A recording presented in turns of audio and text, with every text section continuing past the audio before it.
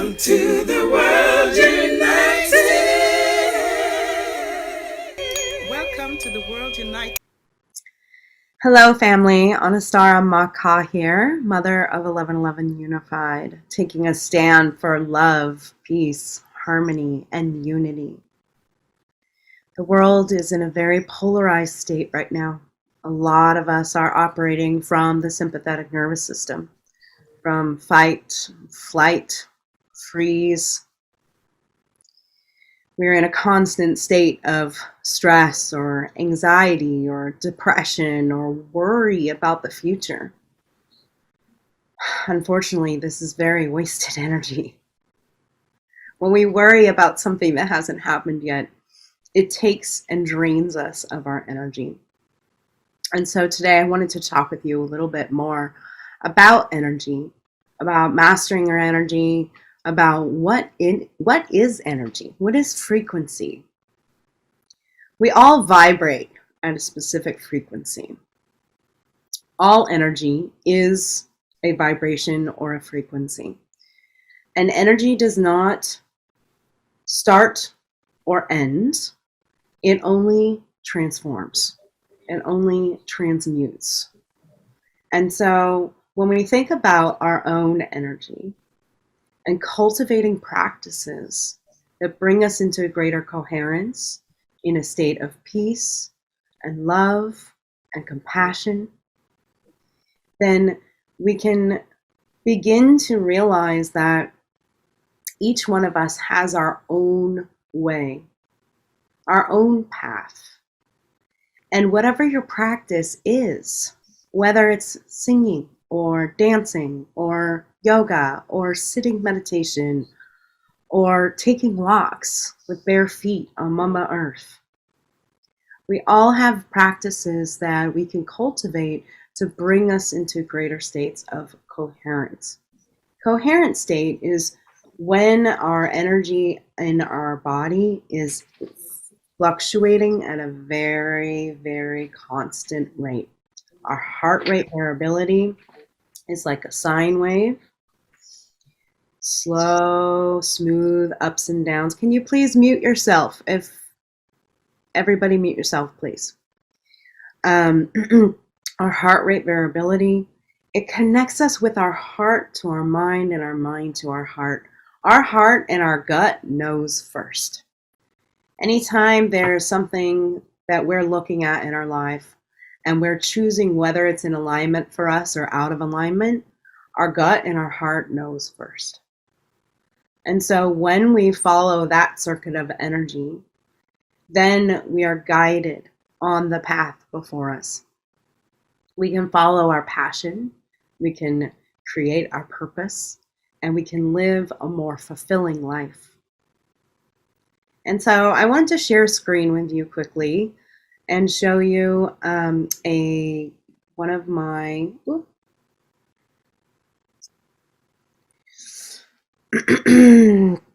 here is the ebook that I am currently publishing. It was published years ago for our Holistic Hoop Dance, Kundalini Hoop Dance telecourse. It's called Primordial Spin Integral Activation Guidebook. And so I wanted to just guide us through a few things here. Now this was created for hoop dance, for hula hooping, and I talk about the benefits of hoop dance and such.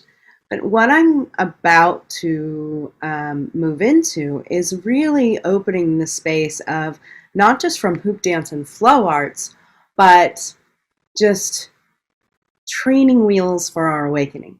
And so for those who are just waking up and you're feeling like, oh, I need some support right now, and I just honestly feel like I'm going crazy in this 3D illusion matrix, and I'm having this experience, and I want to know how to cultivate more energetic connection and raise my frequency and vibration to move into my 5D experience here on Mothership Earth.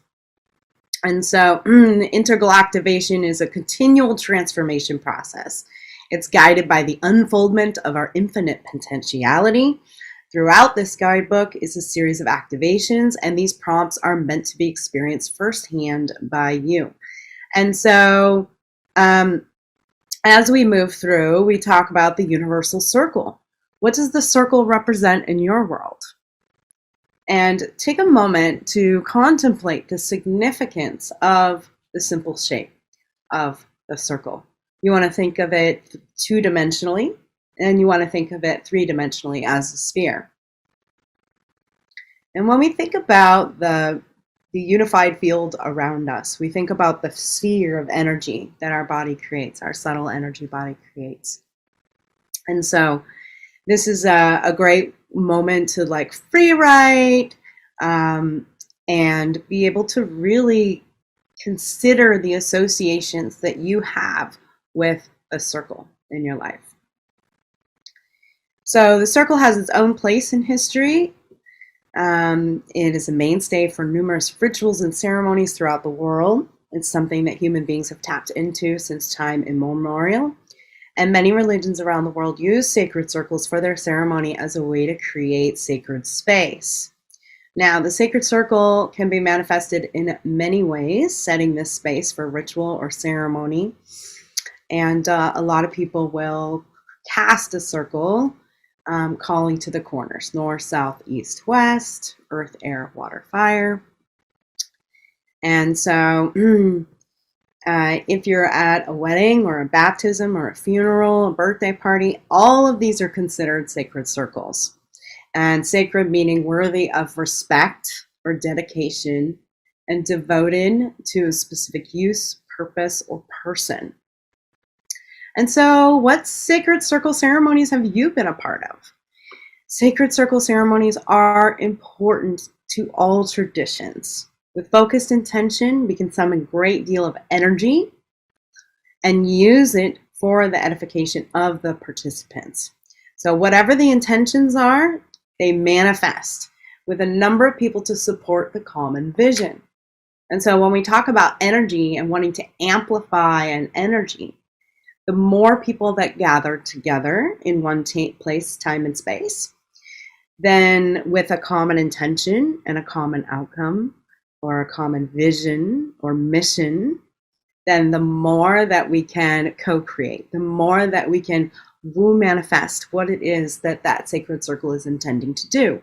Whether it's creating healing for somebody, whether it's a prayer circle about something, whether it's just meditating for peace.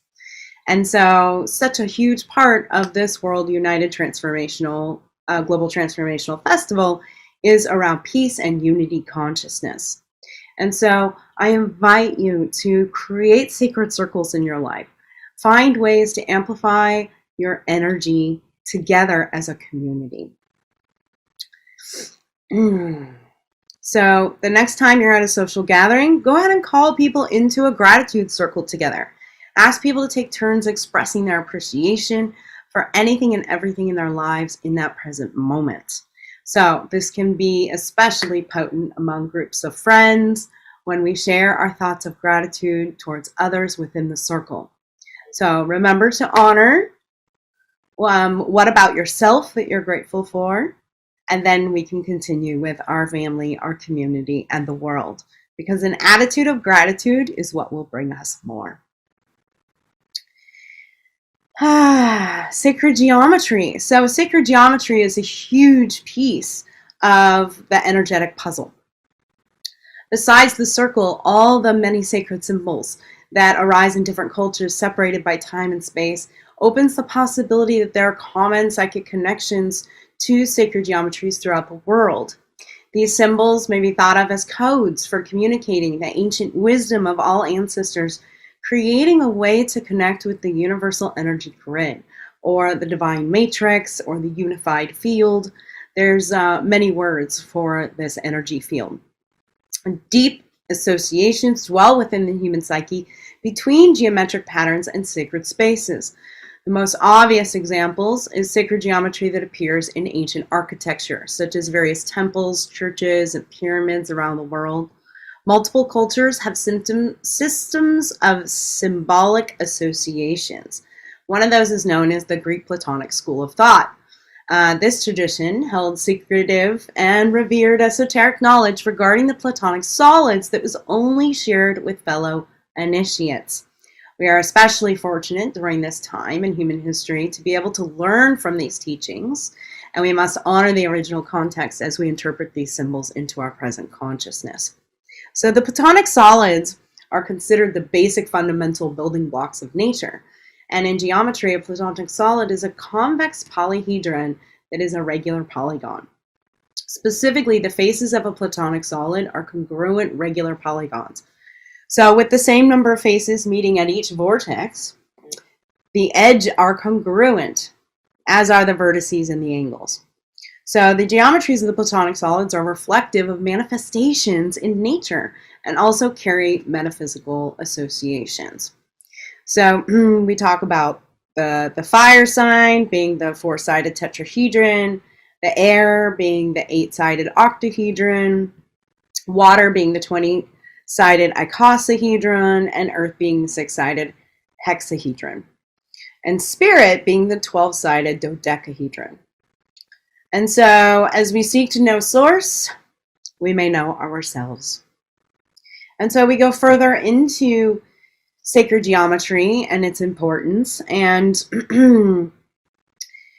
we talk about the sphere, and Metatron's cube is the combination of all the Platonic solids. Within the highest level of initiation, one is able to visualize all the geometry simultaneously and intertwining.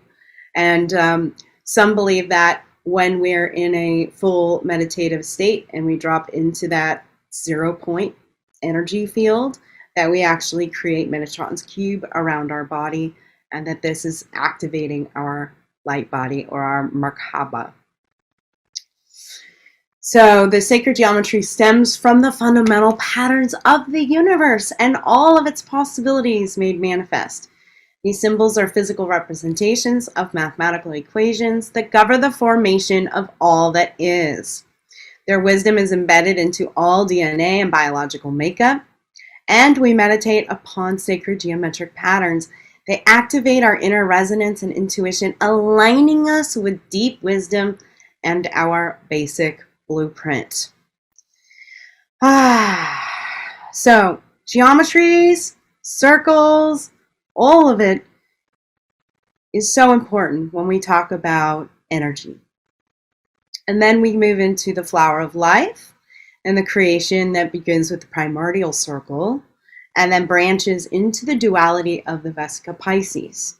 The energy develops into the seed of life, the sevenfold pattern of Genesis, and this form is the central basis for the flower of life design, which is the harmonic template for all existence. The flower of life may be expanded to the fruit of life and potentially radiate exponentially in every direction. So this particular pattern contains multiple informational systems, each one representing another aspect of reality. Now, this structure forms the basis for music. It is identical to the cellular structure of the third embryonic division, and when further developed, it manifests the human body, as well as the energy systems, including the pathways used to activate the Merkaba light body. Hence, the geometries encode all the information necessary to access the entire universe, ranging in scale from subatomic particles to the galaxies and even everything in between. The flower of life is found honored in sacred sites around the world. One of the oldest representations of this geometry is at the temple of Osiris in Abydos, Egypt, where I visited earlier this year. It is possibly a symbol of the Eye of Ra, representing the authority of the pharaoh. The design is found imprinted deep in the granite, fused into the actual molecular structure of the stone. And other examples have been found everywhere in India and Asia, Middle Eastern, Assyrian, and medieval art. And modern representations are recognized in crop circles, visionary art, and in healing with sacred geometry amulets. So we go on to the Star Tetrahedron. It's a core principle of sacred geometry, giving order to every level of the cosmos, from micro to macro. In 2 dimensions, the Star Tetrahedron appears as the Hebrew Star of David, the Buddhist and Hindu heart chakra symbol, and the Sri Yantra mandala. This shape is composed of 2 equally sized interpenetrating tetrahedrons, one with the apex pointing upwards, that usually represents the masculine, and one with them pointing downwards, which usually represents the feminine aspect. The combination of these polarized opposites results in a space wherein infinite possibilities dwell. There is an implicit unification of opposites, especially illustrating the ancient alchemical adage of as above, so below. The human energy field requires a balance of the celestial and earthly forces in order to fully function. So in reality, the tetrahedrons are in fact spinning, which at certain speeds transforms the angular shape into a smooth vortex of a healthy aura. And one vortex has a funnel opening upward to receive the celestial energies, and the other vortex focuses energy grounding into the earth. And this primary shape is an energetic interdimensional vehicle manifested as the Merkaba, or the light body. In Egyptian mysticism, Merkaba can literally be defined through each symbol. Mer meaning light, Ka is spirit, and Ba meaning body. In the Hebrew, Merkaba means chariot, and these meanings combine to signify a light spirit body that exists within and beyond the physical form as counter-rotating fields of energy. And so we can talk about our light body energy, and we can really bring in those practices that helps us get to that centered place where we're in the heart center, where we're in that heart chakra, balancing the lower earth-based chakra energies to the higher self, heaven-bound chakra energies. And so you can go in and check out the light body meditation. And I just wanted to read this here. Tetrahedron made of stars, spinning, spinning faster, until the speed of light is reached, merging with the master. One love light connected together for time eternal after. May our consciousness expand together, filled with loving laughter. And then we just go into all the representations of where we see sacred geometry, some of the ancient wisdom that is embodied in it, as well as the golden spiral, the eternal spiral, the phi ratio, or phi spiral, and where we see spiral energy. When we talk about energy, we want to remember that all life is possible because of rotation. All life is possible because of the spiral. Whether it's on a cellular basis and our cells spinning and our atoms spinning, all the way to the macrocosms of our planet and our galaxies spinning. So the spiral is found everywhere, in animal anatomy, geometric formations, the replication of cells, atomic structure, molecular bonds, seashells, ancient architecture, the toroidal structure of our galaxy, plant anatomy, DNA, human anatomy, and our Milky Way galaxy. So the energy of the spiral energy. So we invite in that spiral energy and cultivating practices that brings us into that center point of the spiral. And so I wanted to just take a moment here and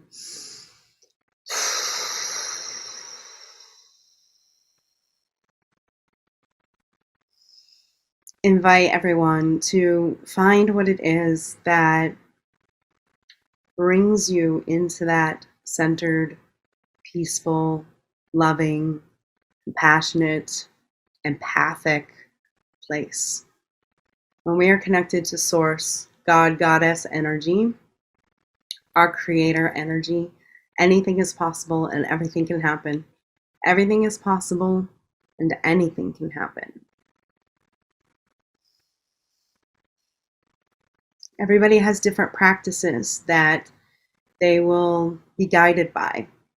Everyone has their own phenomenological world, meaning we have our own perspective from the way that we're raised, to the society that we're in, to the media that we're exposed to the religion or the culture that we're raised in or exposed to or feel drawn to. And each and every one of us are on our own unique path back to Source, back to God, Goddess, Creator energy, whatever name you put it to, or whatever name you put to it. We're all on that path of awakening. And when we have compassion and patience, not just for ourselves, but for others, then we can live in a place of peace and harmony and unity. We're all human beings, so we all have the same basic needs that want to be met. Food, shelter, clothing, and love. To be loved, to be loving, to be lovable, to love others. These are our basic core needs as a human. We are all one human family. We are all in this together. And when we remember that, then there's only love. All we need is love. John Lennon. And so, family, thank you for the opportunity to share. With the feeling the spaciousness and seeing if I have a little more time. And at the same time, I know that I had a hard stop at 12:30, so I'm just checking in. Thank you. You do have more time, so you can keep on going for a little bit more. A little bit? Okay. Great. Yes. Cool. Okay, let me pull something else up then. And I won't share it with you, but I'll just pull it up here because this is so... Give me a second. But so far, it has been wonderful. Thank you.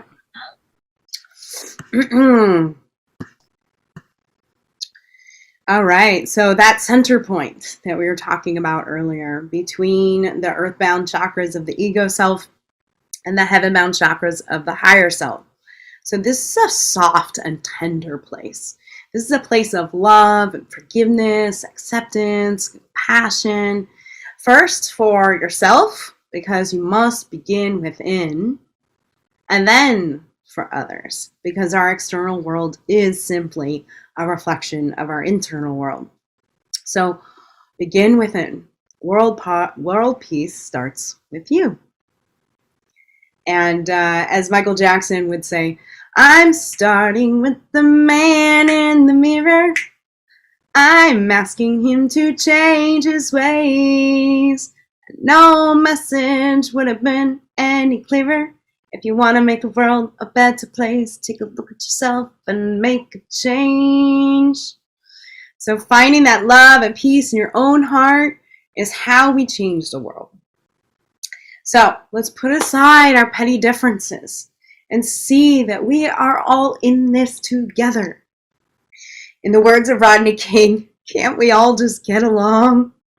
Now is the time to awaken to the light within and cultivate it and share it with others.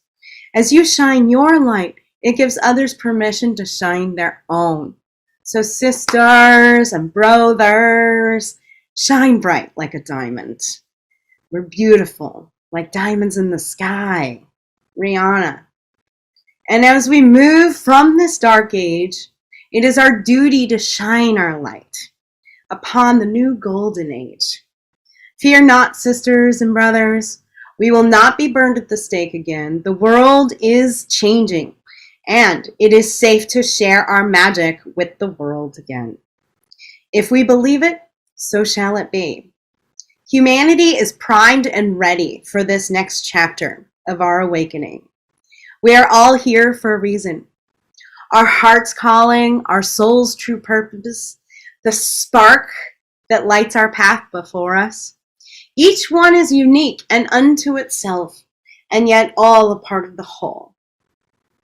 We are all signed up to be here during this pivotal moment in human history.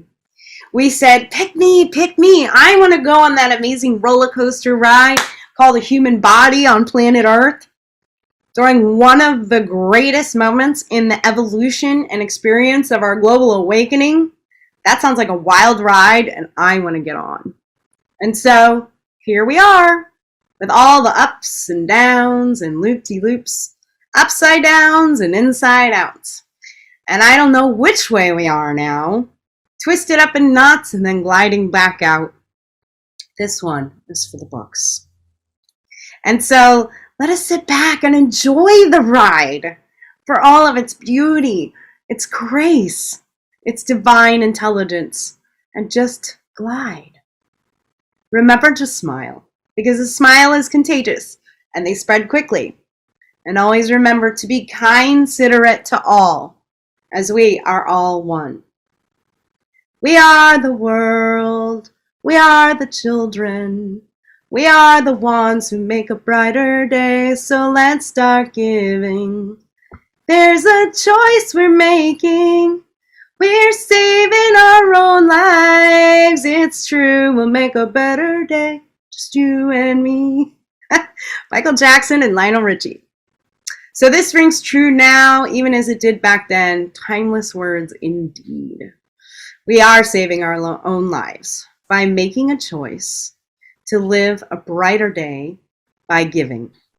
Giving our highest and blessed light out unto the world, shining brightly. This is necessary for us to truly move into the golden age where we can co-create our future Earth vision together.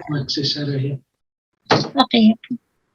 All right, where we can all create our future Earth vision together, where we can live in harmony with the land and others for our thrival for 7 generations to come. So welcome to the global awakening. We are the ones we have been waiting for. Thank you so much, family. I'm Anistara Ma Ka, mother of 11.11 Unified.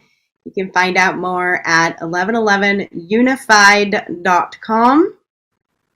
You can go ahead and join our 11.11 Unified network of collaborative events and other cohorts for the awakening of Mothership Earth and humanity.